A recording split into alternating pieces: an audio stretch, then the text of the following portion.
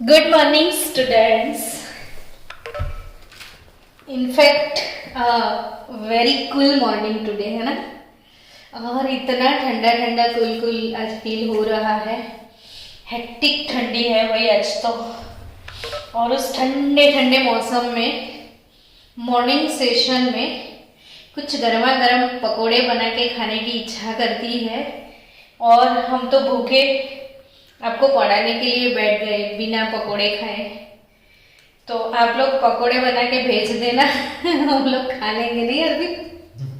Anyway चलो, बच्चे मन के सच्चे सोच रहे हैं कि आज क्या पढ़ेंगे पी ब्लॉक में.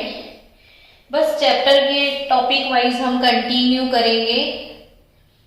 अभी कंटिन्यू करेंगे टॉपिक 11.1. कौन सा टॉपिक? 11.1 टॉपिक का टाइटल है ग्रुप 13 एलिमेंट्स.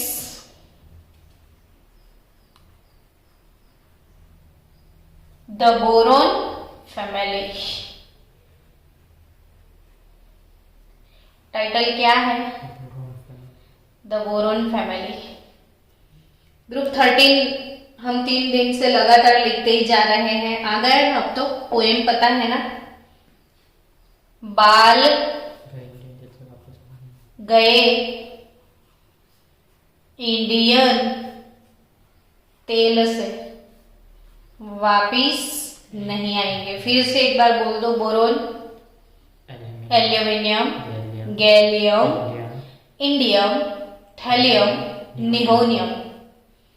इसके एटॉमिक नंबर कैसे लिखने पता है ना. अच्छा, बोरोन का नंबर कौन सा है? 5. 5 प्लस 8 13. 13 प्लस 18 31. ये 1 3, ये 3 1. फिर से 18 डालो तो 49 हो जाएगा. फिर 32 तो 81 है ना. 9 प्लस 2 11 होता है ना. और फिर 32 डालो तो 113 नंबर पे कौन है? निहोनियम. चलो भाई, सबसे पहला मेंबर कौन? बोरोन. और इसीलिए तो भाई इस ग्रुप का नाम क्या रखा है? The boron family. ये बोरोन फैमिली है क्योंकि फर्स्ट एलिमेंट बोरोन है. हालांकि बोरोन अपने बाकी सारे मेंबर्स से अलग है. एनामोलस बिहेवियर है इसका क्योंकि वो साइज में सबसे छोटा है. इसीलिए इसके कंपाउंड कोवेलेंट है. और दूसरी बात आपको याद करवा दूं, मैं जस्ट रिवाइज करवा रही हूँ. सारी चीजें मैंने पढ़ा रखी है आपको. और दूसरी बात, ये जो बोरोन है ये साइज में छोटा है. इसके सारे कंपाउंड आयोनिक नहीं होंगे, कोवेलेंट होगा. और दूसरा जो छोटा होता है उसकी आयोनाइजेशन एंथैल्पी बहुत ज्यादा होती है. और तीसरा जो छोटा होता है वो इलेक्ट्रोनेगेटिव थोड़ा बहुत होता है. इसीलिए जो इलेक्ट्रोनेगेटिव लोग होते हैं इसे नॉन मेटल बोला जाता है ना. तो बोरोन नॉन मेटल है. और बोरोन उसके पास डी ऑर्बिटल नहीं है ना. पूरा टॉपिक इस पे लास्ट टाइम हमने लास्ट लेक्चर में सीखा था ना कि बोरोन के पास क्या नहीं है? डी ऑर्बिटल नहीं है. और जिनके पास डी ऑर्बिटल नहीं होते हैं ना वो 4 से ज्यादा बॉन्ड नहीं बना सकते हैं. और बाकी सब मेंबर के पास डी ऑर्बिटल है. सो इनका coordination number more than 4 possible है. ये 6 कोऑर्डिनेशन वाले भी कंपाउंड बनाते हैं. हालांकि बोरोन 4 से ज्यादा कोऑर्डिनेशन वाले कंपाउंड नहीं बना सकता है. ये नीट जी कॉम्पिटिटिव के लिए आईएमपी बातें हैं जो बच्चों अच्छे से अपने माइंड में सेट कर लेना. चलो, अब टेक्स्ट बुक में जो टॉपिक है अपना उसको थियरी पोर्शन कवर करते हुए धीरे धीरे आगे बढ़ते हैं. ताकि कभी आप एनसीईआरटी अच्छे से नहीं पढ़ाई करो तो भी शायद वीडियो देख लिया हो तो थोड़ा बहुत तो आपका हो जाएगा. किसी लेजी बच्चे को टेक्स्ट बुक पढ़ने में कंटाला आता है सपोज, तो यहाँ पे सारी थियरी उसको मिल जाए. मेरे साथ साथ आप भी लिखते जाना. This group element show a wide variation in properties. बहुत ज्यादा एक्सेप्शन अगर आपको कहीं मिलने वाले हैं ना तो ये ग्रुप में ये ग्रुप में आपको सबसे ज्यादा मतलब पी ब्लॉक में ये 13 नंबर वाला जो ग्रुप है वहां पे एक्सेप्शन आपको सबसे ज्यादा मिलेंगे। और केमिस्ट्री में डरावनी चीज क्या होती है? एक्सेप्शन। तो इसमें एक्सेप्शन बहुत सारे आपको मिलेंगे। Boron is a typical non metal. अभी अभी मैंने बोला कि बोरोन क्या है? नॉन मेटल है, क्योंकि वो साइज में छोटा है तो इलेक्ट्रोनेगेटिव है थोड़ा बहुत। वेरेज मैं एल्यूमिनियम की बात करूं तो aluminium is a metal but shows many chemical similarities to boron and gallium. तो एल्यूमिनियम मेटल है, ये भी कोई बोलने वाली बात है? नींद में भी पता चले ना कि एल्यूमिनियम क्या है, क्योंकि हमारे घर में हम एल्यूमिनियम के वेसल यूज करते हैं, एल्यूमिनियम के वो कंटेनर यूज करते हैं, अनाज रखने के पीप भी कैसे होते हैं? एल्यूमिनियम के होते हैं। फिर घर में जो इलेक्ट्रिसिटी के केबल होते हैं, है ना, वायर, ये जो पोल्स होते हैं, इलेक्ट्रिक पोल से अपने घर में जो इलेक्ट्रिसिटी आती है, जो बड़े बड़े केबल लगे हुए हैं, सब एल्यूमिनियम के हैं। यानी आपको ये पता चल गया कि ये मेटल है। लेकिन बच्चों फिर भी एक बात, आईएमपी बात है तो मैं आपको बोल दूं अभी, ताकि आपको याद हो जाए, मन में फिक्स कर लेना कि अगर आप सो गए हो और आपको मैं नींद से उठा के भी पूछ लूं शायद, तो आप नींद में भी इसका आंसर सही बताओ, इतना अच्छे से याद रखना। जनरली मैंने ऐसे सिखाया था ना कि जो मेटल होती है उसके ऑक्साइड जो भी है वो बेसिक होते हैं। मेटल का कुछ भी बेस होता है, और नॉन मेटल के जो भी चीजें होती है, ऑक्साइड या हाइड्रोक्साइड, वो कैसे होते हैं? नॉन मेटल के सब एसिडिक होते हैं, है ना, और मेटल के सब कैसे होते हैं? बेसिक। तो ये चीज आप पक्के से याद रखना कि जो एल्यूमिनियम है ना, उसका डायगोनल रिलेशनशिप हमने पढ़ा था बेरिलियम के साथ। एल्यूमिनियम का किसी के साथ रिलेशन है तो बेरिलियम के साथ है ना? ये चालू किया था ना तूने? चालू। ओके। एल्यूमिनियम का रिलेशन किसके साथ? बेरिलियम के साथ। तो याद रखना ये चीजें, नीट जी कॉम्पिटिटिव वालों को पसंद बहुत है कि जो एल्यूमिनियम का ऑक्साइड है ना Al2O3, और एल्यूमिनियम का हाइड्रोक्साइड है AlOH थ्राइस, और बोरोन के compound beryllium hydroxide BeOH twice, है ना। तो ये सारे, ये हम भले बोल दे कि ये मेटल है तो भी ये बेसिक नहीं है, इसमें थोड़ा थोड़ा नॉन मेटल कैरेक्टर भी है, मेटालिक कैरेक्टर भी है, क्योंकि ये नॉन मेटल है और धीरे धीरे मेटालिक कैरेक्टर इंक्रीज होता है, तो इसमें थोड़ा तो होता है ना वो कैरेक्टर। तो इसीलिए ये इसके ऑक्साइड और हाइड्रोक्साइड और बेरिलियम के ऑक्साइड और हाइड्रोक्साइड बेसिक नहीं है, एम्फोटेरिक है। ये बातें मैं हमेशा बच्चों को 10-10, 15-15, 20-20 बार बताती हूँ तो भी भूल जाते हैं। कैसे है? एम्फोटेरिक। एम्फोटेरिक का मतलब पता है आपको? जो एसिडिक भी हो, जो बेसिक भी हो, है ना। तो एल्यूमिनियम के कंपाउंड जो Al2O3 होता है ना, कैसे पता चला कि वो एम्फोटेरिक है? ऐसा क्वेश्चन आपको आए दिमाग में, तो कोई भी एसिड है ना, उसको प्रूव करना है कि वो एसिड है, तो उसका रिएक्शन आप बेस के साथ कर दो, और कोई बेस है ऐसा प्रूव करना है तो किसके साथ वो रिएक्ट करेगा? एसिड के साथ। तो ये जोड़ी सदाबहार जोड़ी है, एसिड बेस के साथ रिएक्ट करेगा, बेस होगा तो एसिड के साथ। लेकिन अब ये जो है ना एल्यूमिनियम, वो एसिड के साथ तो रिएक्ट करते हैं ये लोग, बेस के साथ भी रिएक्ट करते हैं। यानी इसका मतलब क्या हुआ? एसिड बेस दोनों से रिएक्ट करते हैं, यानी इसका मतलब क्या हुआ कि इनमें एसिडिक कैरेक्टर भी है, बेसिक कैरेक्टर भी है, और जो जिनमें दोनों कैरेक्टर है वो कैसे होते हैं? एम्फोटेरिक। तो अब याद हो गया पक्के से? यस। चलूं मैं आगे? ठीक है।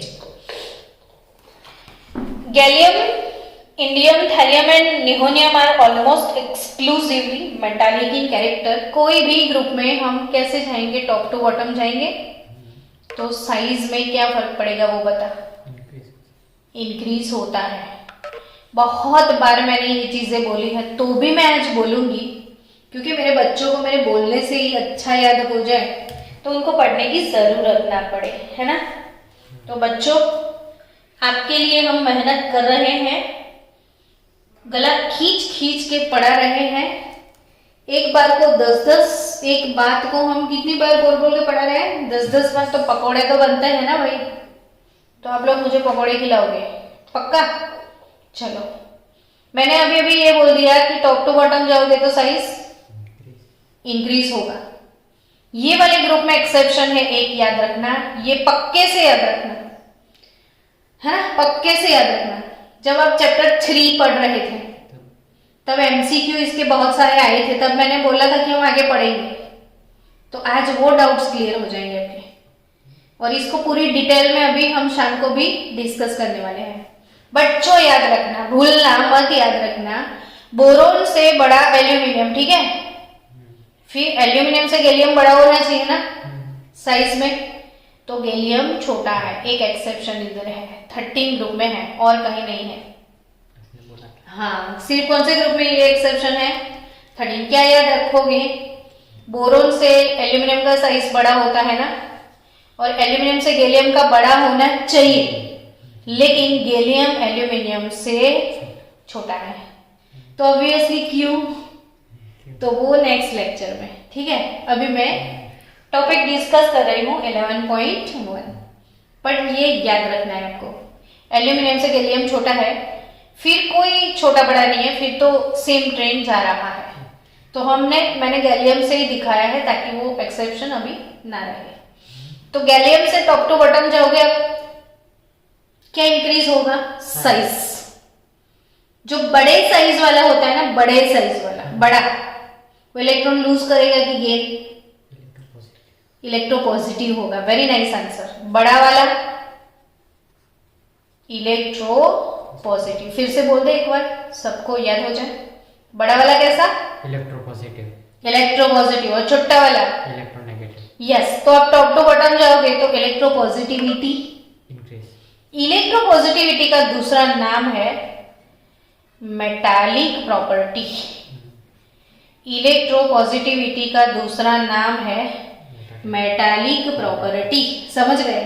फिर से एक बार, इलेक्ट्रोपॉजिटिविटी का दूसरा नाम क्या है, मेटालिक प्रॉपर्टी। यस, तो आप टॉप टू बॉटम जाओगे तो क्या इंक्रीज होगा, मेटालिक प्रॉपर्टी इंक्रीज होता है। यानी boron non metal, aluminium metal, लेकिन उसके कंपाउंड थोड़े बहुत एम्फोटेरिक हैं।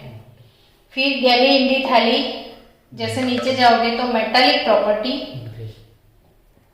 अच्छे से इंक्रीज होगा। चलो, बोरोन कैसा है, तो फेयरली रेयर एलिमेंट है, रेयर एलिमेंट। अब ये बात पता है कि ये रेयर क्या होता है, ज्यादा अवेलेबल नहीं होता है, कम प्रोपोर्शन में जो मिलता है उसे रेयर एलिमेंट बोलते हैं। तो बोरोन कैसा एलिमेंट है, रेयर, मेनली अकर्स, यानी बच्चों बोरोन जो है, wait for some time, wait for one. चलो student, sorry for disturb. Boron mainly occurs as orthoboric acid. ये बोरोन के इंपॉर्टेंट कंपाउंड कौन से हैं इसकी हम डिस्कशन कर रहे हैं। ऑर्थोबोरिक एसिड, जो जो चीजें मैं एकदम आराम से पढ़ा रही हूँ, देख रहे हो ना, आपको मन में फील होता होगा मैडम जल्दी करो ना, जल्दी करो ना, आगे का बताओ ना, तो भी नहीं, हम धीरे से ही जाएंगे, क्योंकि मुझे आपको इसमें इंटेलिजेंट बनाना है। एक एक चीज, एक एक वर्ड आपको हमेशा के लिए याद रखना है। कैसा एसिड है ये, किसी को फॉर्मूला पता है, ऑर्थोबोरिक एसिड का फॉर्मूला नहीं पता है ना, इसीलिए टाइम दिया, याद कर लेना, H3BO3 है ना, H3BO3। चलो अब नीट के बारे में इसकी एमपी बात बता दूं, आगे भी बताने वाली हूँ, फिर भी अभी बताऊंगी, यानी 2-2 3-3 बार हो जाए। इसमें कितने हाइड्रोजन है? 3। यानी आप सोचोगे कि ये 3 प्रोटॉन को डोनेट कर सकता है। प्रोटॉन मतलब हाइड्रोजन, ये कितने प्रोटॉन को डोनेट कर सकता है ऐसा आप सोचोगे? 3। यानी आप ये सोचोगे कि ये ट्राइबेजिक एसिड है। अब आप भूल गए होंगे चैप्टर 1 में मैंने सिखाया था H2SO4, ठीक है। H2SO4 के साथ कितने हाइड्रोजन है वो बताओ? 2 हाइड्रोजन है। तो ये 2 हाइड्रोजन को किसी को डोनेट करेगा कि नहीं? और 2H प्लस और SO4-2 में डिसोसिएट होगा, हाँ या ना? क्या पता नहीं, ये एसिड है ये तो पता है कि नहीं? स्ट्रॉन्ग एसिड है। तो इसमें रिप्लेसेबल हाइड्रोजन कितने हैं? 2 हाइड्रोजन रिप्लेसेबल है कि नहीं? तो जो ये replaceable hydrogen, number of replaceable hydrogen is called basicity. Acid को क्या होती है? बेसिसिटी। मुझे पता है कि आगे के वीडियो में सीरियसली आपने इतना नहीं पढ़ा था, इसलिए अभी मैं बीच बीच में 2 काम कर रही हूँ, रिवीजन भी कर रही हूँ, ताकि अपना साथ साथ में रिवीजन भी खत्म हो जाए। सल्फ्यूरिक एसिड है ना बच्चों, कितना प्रोटॉन उसने रिलीज किया? 2। तो नंबर ऑफ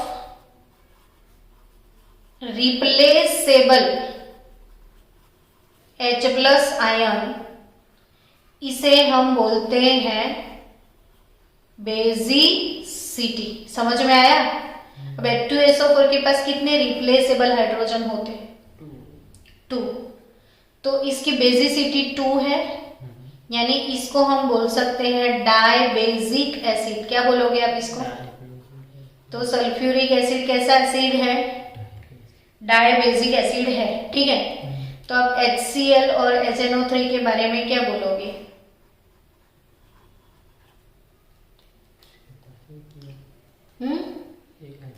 एक ही हाइड्रोजन है ना इसके पास, और इसके पास भी एक ही हाइड्रोजन है। तो ये दोनों के पास रिप्लेसेबल हाइड्रोजन ओनली 1 है। तो ये कैसे है? मोनोबेसिक है, ठीक है। तो वैसे ही बच्चों इसके बारे में नीट में पूछते हैं, तब बच्चे क्या सोचते हैं कि कितने हाइड्रोजन है रे सांबा? तो 3 सरदार है ना। तो आप ऑब्वियसली ट्राइबेजिक बोल के आओगे, लेकिन नहीं। इसके लिए नीट में आप याद रखना, ये वीक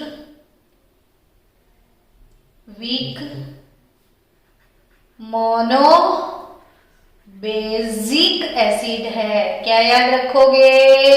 ऐसा क्यों? ऐसा क्यों? तो आपका इंडेक्स क्वेश्चन है टेक्स्ट बुक में, इसको भी हम बाद में समझाएंगे। जब ऑर्थोबैरिक बोरिक एसिड का हम स्ट्रक्चर भी बनाएंगे, तब मैं समझाऊंगी आपको कि ये इसके पास भले 3-3 प्रोटॉन है, लेकिन वो अपने प्रोटॉन को लूज नहीं कर पाता है। ये हाइड्रोजन को रिप्लेस नहीं करता है, क्योंकि उसके अंदर हाइड्रोजन बॉन्डिंग भी है। तो उसका हाइड्रोजन बॉन्डिंग वाला स्ट्रक्चर भी हम बनाएंगे। तो वो कैसा है? वीक है काफी, और मोनो बेसिक एसिड है। वो सबकी फेवरेट क्वेश्चन बनती है। तो H3BO3 के बारे में हम इतना कुछ बोले तो आपको याद हो गया? Orthoboric acid H3BO3। हम बोरोन के कंपाउंड पढ़ रहे हैं। सेकेंड बोरोन का फेमस कंपाउंड है बोरेक्स। बोरेक्स सुना है कभी? Yes, borax powder. कैरम खेलते हो ना, तो कैरम बोर्ड के ऊपर आप डालते हो, वो बोरेक्स पाउडर होता है ना। तो बोरेक्स पाउडर नाम सुना है, फॉर्मूला नहीं पता ना? Na2B4O7 into 10H2O। बोलो तो। डरते डरते मत बोलिए। Na2B4O7 into 10H2O। क्या ये सब याद रखना पड़ेगा? सब याद रखना पड़ेगा। Na2B4O7 into 10H2O। फिर बोरोन की मिनरल है कैरनाइट। कौन सी मिनरल? कैरनाइट मिनरल। वही Na2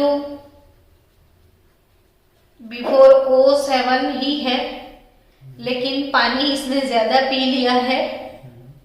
इसके पास, बेचारे के पास पानी थोड़ा कम है।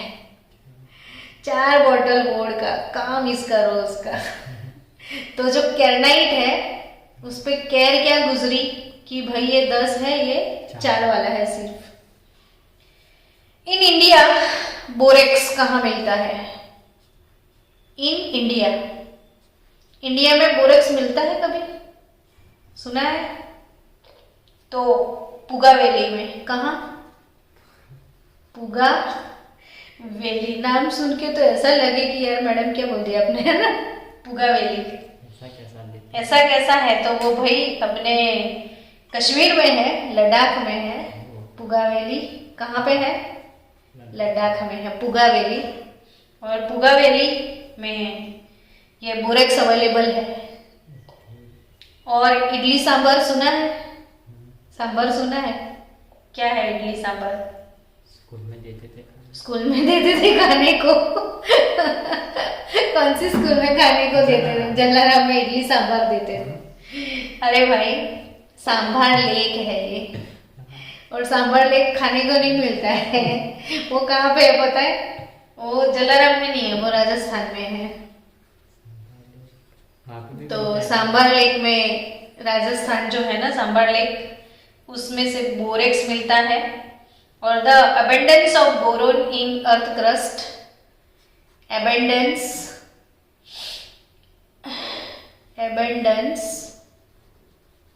ऑफ बोरोन, ये सारी चीजें नोटबुक में मेंशन भी कर लेना। हाँ, तो अर्थ क्रस्ट जो है, अर्थ क्रस्ट मतलब समझते हो? मिट्टी। तो मिट्टी में मिल जावा, और वो कितने % मिल जावा मिट्टी में? तो 0.1% ओनली बोरोन अर्थ क्रस्ट में। इत्तू सा है, इत्तू सा। वो तो इडली सांभर में रहता है, वो पुगा वैली में अजीब अजीब जगह पे रहता है ना। नहीं, ये पूछते पुगा वैली सांभर। हाँ, पुगा वैली सांभर लेक पूछते हैं। हाँ। और साइंटिस्ट के नेम? साइंटिस्ट के नेम आ सकते हैं ये आपको, बोरेक्स, केरनाइट, ऑर्थोबोरिक एसिड, बोरोन की जो मिनरल है इसका एबेंडेंस है, सब याद रखना है। बोरोन के आइसोटॉप्स भी है, पता है तुझे? बोरोन के? यस, सबके आइसोटॉप्स तो होते हैं ना। तो आइसोटॉप्स क्या है वो पता है कि भूल गया? हाइड्रोजन के 3 थे। प्रोटियम, ड्यूटेरियम और ट्रिटियम, है ना? वो तीनों में से बहुत क्वेश्चन आते हैं, वो पक्के से याद कर लेना। बोरोन के 2 है। मैंने पूछा आइसोटॉप्स क्या है, तो जिनके एटॉमिक नंबर सेम होते हैं, एटॉमिक मास डिफरेंट होते हैं। बोरोन का नंबर 5 है ना, तो 5, और इसका 10 और 11। Yes, wait for some time बच्चों। चलो, आइसोटॉप्स है बोरोन के 2 आइसोटॉप्स कौन से?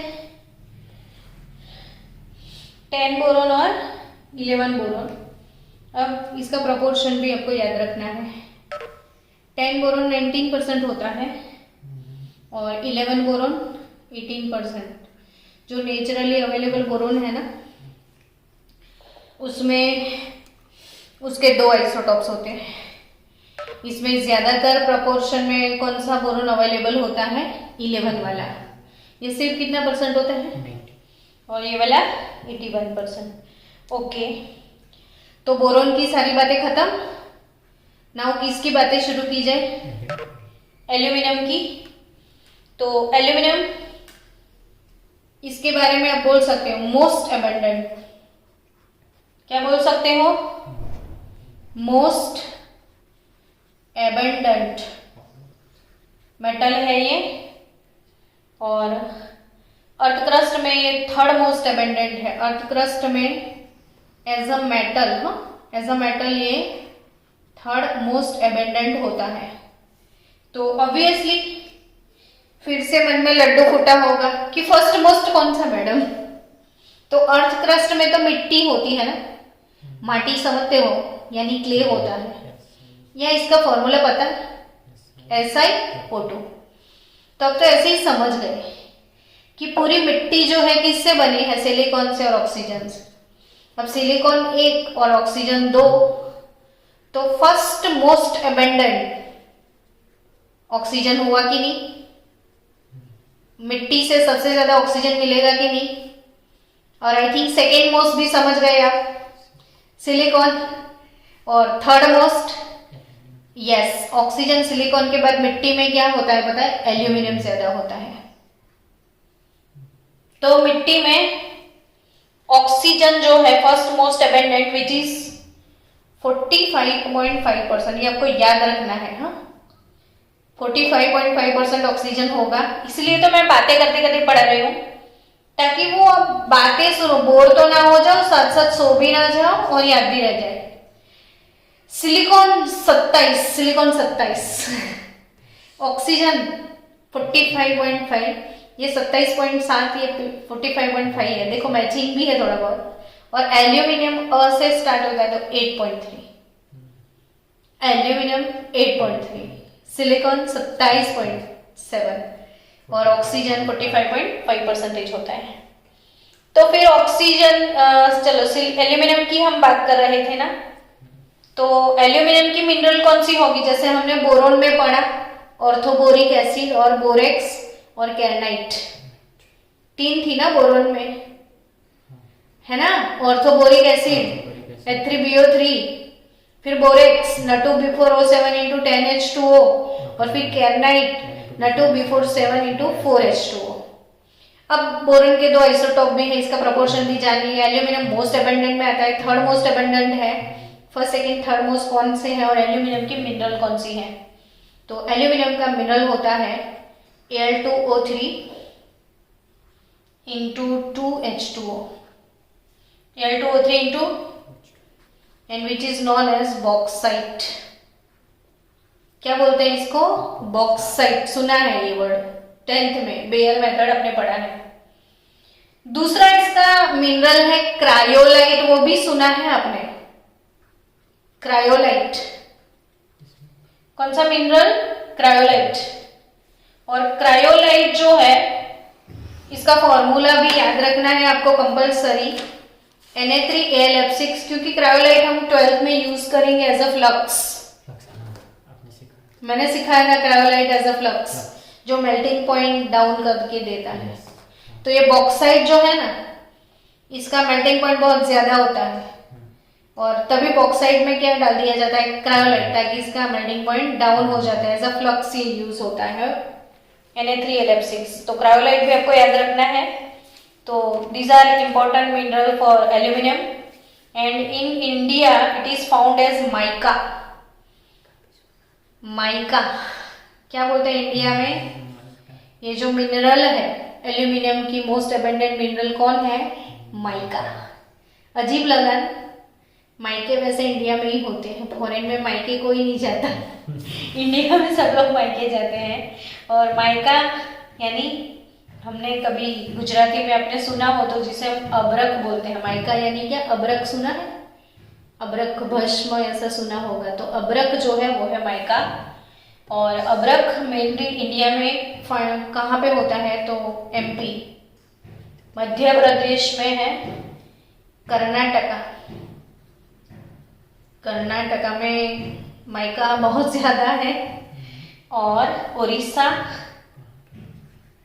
और जम्मू एंड कश्मीर, जम्मू। तो ये हो गई एल्यूमिनियम की बातें। भैया हमारा टॉपिक ही आज है ना द बोरोन फैमिली। तो बोरोन के बारे में समझ लिया, एल्यूमिनियम के बारे में समझ लिया। अब बचा कौन? तो अपना गैली, अपनी इंडी और अपनी थैली, है ना? निहोनियम तो वैसे भी रेडियो एक्टिव है, उसका बर्थ होता है उसके पहले तो वो गुजर जाता है हाँ नहीं 21 मिनट तो फ्रेंशियम की बात की थी हमने। चलो गैली इंडी थैली की बात करें, मैंने पूरा नहीं लिखा, गैलियम इंडियम थैलियम, तो अपने लाड से इसको बोलते हैं गैली इंडी थैली अपनी। और जो गली इंडी थैली है, गली बॉय आर लेस अबेंडेंट, तीनों के तीनों कैसे है, लेस अबेंडेंट है। हो निहोनियम है सिंबल NH, निहोनियम है सिंबल NH, वो तो हम सीख गए कि निहोनियम है। एटॉमिक नंबर इसका 113 था ना, एटॉमिक नंबर 113 अभी अभी लिखा था। एटॉमिक मास जो है इसका, एटॉमिक मास वो है 286 ग्राम पर मोल, यस 286 ग्राम पर मोल। कॉन्फ़िगरेशन तो जैसे हम वो ग्रुप में लिखते थे तो उसका कॉन्फ़िगरेशन मैंने लिखा हुआ है ना कि रेडॉन ये 13 नंबर का मेंबर है ना, कौन से ग्रुप का मेंबर है 13, तो 7s2 7p1 होगा ना, और 7s से पहले 6d10, 6d से पहले 5f14, तो 5f14 6d10 7s2 7p1 आएगा, टेक्स्ट बुक में 2 लिखा है, हाँ 1 ही आएगा ना, 7s2 7p1 13 ग्रुप का मेंबर है तो ns2 np1। चलो कॉन्फ़िगरेशन सिखाया हुआ है बच्चों। So it has been prepared in very small amount, ये तो प्रिपेयर करना पड़ता है, नेचुरली अवेलेबल नहीं है। नेचुरली अवेलेबल तो अप टू यूरेनियम है सिर्फ 92 तक, हमारा जो पेरियोडिक टेबल है ना इसमें नेचुरली अवेलेबल, नेचर से जो मिलते हैं वो अप टू 92, ज्यादा से ज्यादा 94 तक पोलोनियम तक, बाकी सब तो नेचुरली अवेलेबल नहीं है, लैब में बनाते हैं। तो हम इसके बारे में नहीं बोल सकते कि ये पूगा वैली से मिलता है या इडली सांभर से मिलता है, आया ना समझ में, लैब में बनता है। तो ये बहुत स्मॉल अमाउंट में प्रिपेयर किया जाता है and half life of its most stable isotope is 20 second only. Nihonium जो है ना, जैसे मैंने फ्रांशियम में नहीं सिखाया, याद आया, फ्रांशियम रेडियो एक्टिव है और फ्रांशियम का एक आइसोटॉप जिसका लॉन्गेस्ट लाइफ मैंने हाफ लाइफ टाइम सिखाया था 21 मिनट, ऐसे जो नियोनियम है इसका एक आइसोटॉप है, उसकी लॉन्गेस्ट लाइफ 20 सेकेंड है। हाँ कितनी सेकेंड के लिए बनता है, हाँ इसके प्रॉपर्टी को क्या करें जान के, इसको तो बनाया भी क्यों, मुझे तो वही समझ में नहीं आ रहा है। तो due to this reason it's chemistry has not been established, अच्छा है इसकी केमिस्ट्री नहीं है, नहीं तो मर जाते हम लोग। और ये रेडियो एक्टिव है, सिंथेटिकली प्रिपेयर किया जाता है लैब में, और ये कैसा है, रेडियो एक्टिव। चलो अब बात आती है इलेक्ट्रॉनिक कॉन्फ़िगरेशन की। अपना टॉपिक 11.1.1 क्या है, इलेक्ट्रॉनिक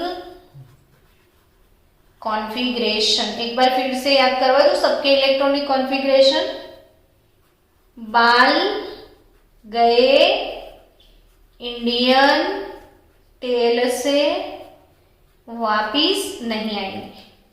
चलो बताओ कॉन्फ़िगरेशन क्या लिखते थे, helium, neon, argon, krypton, xenon और रेडॉन। क्या लिखना है, 13 नंबर का ग्रुप है ना, तो जनरल कॉन्फ़िगरेशन क्या था, नोबल गैस NS2 NP1, क्या था NS2 NP1, तो हीलियम 2s2 2p1, ये 3s2 3p1, ये वाला 4s2 4p1, लेकिन 4s के पहले 3d10, ये वाला 5s2 5p1, 5s से पहले 4d10, yes or not, yes, then 6s2 6p1, 6s से पहले मैंने क्या सिखाया था 5d10 और 4f14, यानी लास्ट वाला जो है ना बच्चों इसमें डी एंड एफ दोनों होते हैं, समझ गए? पहले में डी नहीं होता है, दूसरे में डी है लेकिन इसमें इलेक्ट्रॉन नहीं है। इसमें डी है फुल, इसमें डी फुल है, इसमें डी भी है, एफ भी है। ये चीजें समझनी है कॉन्फ़िगरेशन में। और ये अभी अभी लिखा ना हमने 7s2, 7p1, 6d10, 5f14, तो ये 7 नंबर आया। तो निहोनियम पीरियोडिक टेबल के 7 पीरियड में है, ये पीरियोडिक टेबल के 6th पीरियड में है, ये पीरियोडिक टेबल के 5th, सबका पीरियड भी पता चल गया। और बोरोन पीरियोडिक टेबल के 2nd पीरियड में है। तो चलो बच्चों, अच्छे से आपको इलेक्ट्रॉनिक कॉन्फ़िगरेशन प्रिपेयर हो गया। अपने को इसमें बहुत ज्यादा टाइम नहीं लेना है, इलेक्ट्रॉनिक कॉन्फ़िगरेशन समझ में आ गया है। तो हमें नेक्स्ट टॉपिक पढ़ना है एटॉमिक रेडियाई। तो हमारी टेक्स्ट बुक का टॉपिक है 11.1.2 और टॉपिक कौन सा है? Atomic radii. अब इसके बारे में मैं बोलूं कि आपको वैसे भी पता चल गया क्या? Boron, aluminium, gallium, indium, thallium और निहोनियम बाल गए, इंडियन तेल से वापस नहीं आएंगे। बोरोन का साइज से थोड़ा बड़ा साइज किसका है और गैलियम का थोड़ा छोटा है। फिर तो ऐसे बढ़ता जाएगा, तो टॉप टू बॉटम जाओगे तो साइज इंक्रीज होगा, खाली एक्सेप्शन इधर है, किस में? एल्यूमिनियम और गैलियम में। तो बच्चों, on moving down the group, for each successive member one extra shell of electron is added। जैसे जैसे हम ग्रुप में टॉप टू बॉटम जा रहे हैं, देखो इसमें 2 नंबर है कि इसमें क्या है? इसमें क्या है? इसमें क्या है? इसमें तो क्या समझे? देखो ये 2, फिर पहले में खाली 1s 2s, फिर दूसरे में 1s 2s 3s, फिर 1 2 3 4। तो जैसे जैसे टॉप टू बॉटम जाओगे कुछ इंक्रीज हुआ क्या? Electronic shell. तो बच्चों, जैसे जैसे टॉप टू बॉटम जाओगे तो extra shell of electrons is added, yes और नॉट? यस। तुझे समझ में आ गया? तो मैंने ये सोचना है कि मेरे सब बच्चे समझ रहे हैं। तो जैसे जैसे टॉप टू जाओ बॉटम जाओगे extra shell of electron add होता जाएगा, ठीक है। फिर atomic radius expected to increase, वो बात सही है, लेकिन यहाँ पे deviation can be seen also. And atomic radius of gallium is less than that of aluminium. और कितना छोटा है वो भी मैं आपको बता दूं, गैलियम का जो साइज है वो है 135 पिकोमीटर, ये भी याद रख लेना। और एल्यूमिनियम का साइज है 143, ये वर्ड आपने बहुत बार सुना है ना। तो ये 143 एल्यूमिनियम है और ये 135। अब क्यों? तो वो ही पूछ रहा था ना मुझे, क्यों? अपना वीडियो ओके है ना, वो देख लेना जरा, है ना। मिनट 38 ओके, हाँ। तो एल्यूमिनियम से गैलियम क्यों छोटा है वो अभी खत्म ही कर देते हैं ताकि थोड़ा बहुत हमारा टॉपिक आगे चला जाए। देख, बोरोन का एटॉमिक नंबर कौन सा था? 5। और एल्यूमिनियम का एटॉमिक नंबर 5 + 8 13 हुआ ना। और इसका 31। कुछ समझ में आया? अब जो बच्चों गैलियम है उसके न्यूक्लियस में कितने प्रोटॉन आ गए? 31। हालांकि एल्यूमिनियम के न्यूक्लियस में कितने प्रोटॉन है? सिर्फ 13। समझ रहे हो? तेरे को बोलना पड़ेगा बाद में, हाँ, सब बच्चों को बोलना पड़ेगा कि क्यों। एल्यूमिनियम उसके न्यूक्लियस में कितने प्रोटॉन है और इसमें 31। प्रोटॉन पे कौन सा चार्ज होता है? पॉजिटिव। अब जो एल्यूमिनियम है ना, इसके अंदर जो लास्ट ऑर्बिट है इसमें 3s ऑर्बिटल है और 3p। 3d में कोई इलेक्ट्रॉन नहीं है, इसमें 3d में है 10 इलेक्ट्रॉन है। तो बच्चों इसके अंदर d के 10 इलेक्ट्रॉन है, यानी वो 10 इलेक्ट्रॉन आउटर मोस्ट इलेक्ट्रॉन को शील्ड करेंगे। इनके और इनके बीच में अट्रैक्शन होता है ना। ये लास्ट ऑर्बिट वाले को क्या बोलते हो आप? आउटर मोस्ट इलेक्ट्रॉन बोलोगे। आउटर मोस्ट इलेक्ट्रॉन इसके बीच में अट्रैक्शन होता है, लेकिन बीच में कुछ क्या है? ये क्या दिखता है आपको? Electron, fully filled d orbital electron, fully filled 3d orbital electron है। यानी एक नजर से सबको ऐसा लगे कि भाई screening effect is very powerful here. कौन सा इफेक्ट? अब तो स्क्रीनिंग इफेक्ट सुनने की आदत डाल दो। क्या है स्क्रीन? पर्दा। पर्दा है वो सॉन्ग गाओ। पर्दा है पर्दा, पर्दे के पीछे पर्दा नशी है। पर इन दो ये पर्दा आने की वजह से ये पर्दा नशीन हो गई, यानी इसको ये दिखेगी नहीं, ठीक है ना। यानी अंदर इनर ऑर्बिटल के जो इलेक्ट्रॉन है उनका भी इनके साथ रिपल्शन होने लगेगा, तो अट्रैक्शन रिपल्शन दोनों ही होने लगेगा, यानी इन दोनों के बीच का अट्रैक्शन डिक्रीज हो जाएगा। और डिक्रीज होता है तो ऐसे फैलने लगेगा, तो आप सोचोगे ये तो बड़ा हो जाएगा, लेकिन बड़ा होने के बदले छोटा हो गया, तो पूरा उल्टा पुल्टा हो गया। तो क्यों? तो चलो स्क्रीनिंग इफेक्ट था, but d orbitals are large in size, है ना। कैसा है d ऑर्बिटल? लार्ज होता है। मैंने बोला था कि एक छोटे से कमरे में 100 लोग हैं तो आपको काफी क्राउडिंग लगेगा, लेकिन इन 100 लोगों को कनेला पे छोड़ दिया तो जगह बहुत ज्यादा है, तो 100 लोग तो दिखे भी ना। यानी screen due to this d orbital screen पतला हो गया। पर्दा इतना ट्रांसपेरेंट है कि इसको आराम से देख सकता है। यानी due to this d orbitals are very large, so screening effect weak पड़ गया। कैसा हो गया स्क्रीनिंग इफेक्ट? वीक। बट साथ साथ देखो इसके अंदर जो पॉजिटिव चार्ज था इसमें 18 यूनिट और बढ़ गया। 13 में कितना ऐड करोगे? 18, तब जाके 30 बनाता है। तो न्यूक्लियस का पावर कितने यूनिट बढ़ गया? यानी टावर पावरफुल हो गया जियो वाला। ये वाले नेटवर्क से ये वाला नेटवर्क काफी स्ट्रॉन्ग हो गया, और पर्दा पतला हो गया तो पर्दा नशी अच्छे से दिखती है इसको। यानी दोनों के बीच में क्या हो गया? अट्रैक्शन। और अट्रैक्शन की वजह से कॉन्ट्रैक्शन होगा कि नहीं? अट्रैक्शन होगा तो ऐसे सिकुड़ेगा, ये सिकुड़ेगा तो साइज छोटा हो जाएगा, और इसीलिए गेली जो है अपनी गेली इंडी से नहीं अली से काफी छोटी है गली। अली से कौन छोटी है? अपनी गली। तो अली गली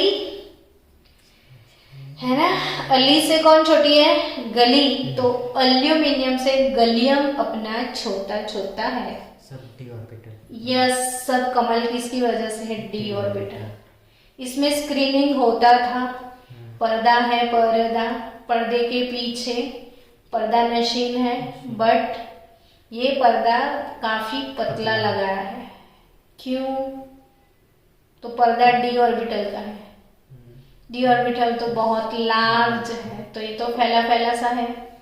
और दूसरा फैक्टर कि ये 13 यूनिट चार्ज है, और ये यानी टावर में पॉजिटिव चार्ज बहुत ज्यादा बढ़ गया, यानी इन दोनों के बीच में तो ये दोनों क्लोज आ जाएंगे, सिकुड़ जाएंगे, और ड्यू टू दैट गैलियम में छोटा हो गया। तो ये हो गई एटॉमिक रेडियाई की बात। अब इवनिंग सेशन में हम पढ़ेंगे आज आयोनाइजेशन एंथैल्पी, इलेक्ट्रोनेगेटिविटी और फिजिकल प्रॉपर्टीज, फिर केमिकल प्रॉपर्टीज में चले जाएंगे। तो इवनिंग सेशन में मिलते हैं ब्रेक के बाद। चलो बाय बाय।